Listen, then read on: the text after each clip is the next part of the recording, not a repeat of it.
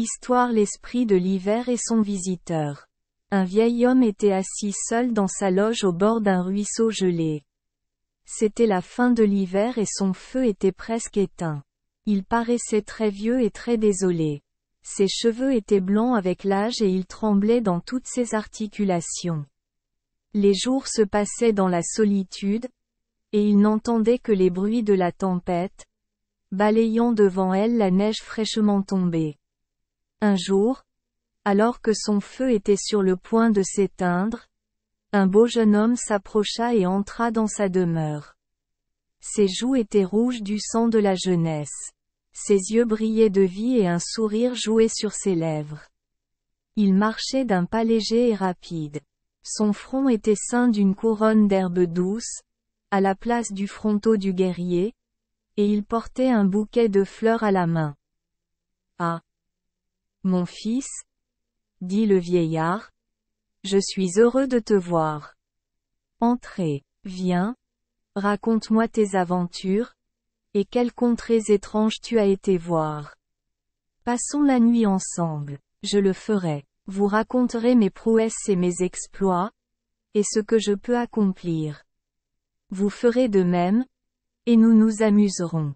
Il tira alors de son sac une pipe antique d'un travail curieux, et l'ayant remplie de tabac adouci par un mélange de certaines feuilles séchées, il la remit à son hôte.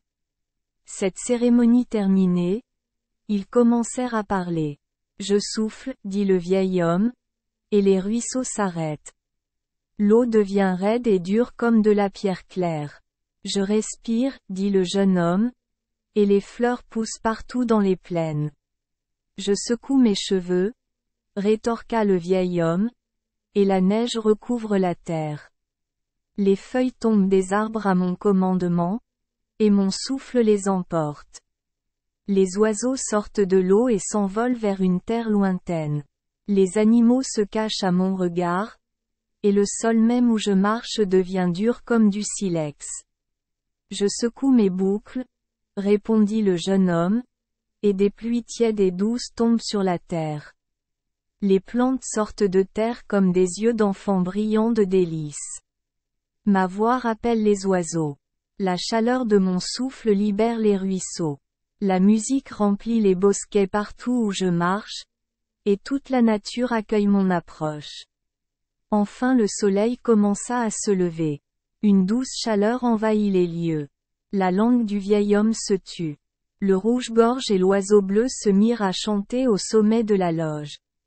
Le ruisseau commença à murmurer près de la porte, et le parfum des herbes et des fleurs en croissance arrivait doucement dans la brise printanière.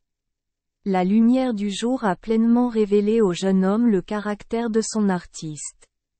Quand il le regardait, il avait le visage de Péboan, le vieil esprit glacial de l'hiver. Des ruisseaux commencèrent à couler de ses yeux. À mesure que le soleil augmentait, sa stature diminuait de plus en plus, et bientôt il avait complètement fondu. Il ne restait plus sur le feu de sa loge que le mycodide, une petite fleur blanche bordée de roses, que le jeune visiteur, Sigwoon, l'esprit du printemps, plaça dans la couronne sur son front, comme son premier trophée en le nord. Merci les enfants des Esperluette Croisillon 39. Avoir écouté des contes de fées au jour Esperluette Croisillon 39. 8. Espérons que les histoires apporteront aux enfants des moments heureux et significatifs. Si vous aimez notre chaîne, veuillez appuyer sur le bouton S Esperluette Croisillon 39.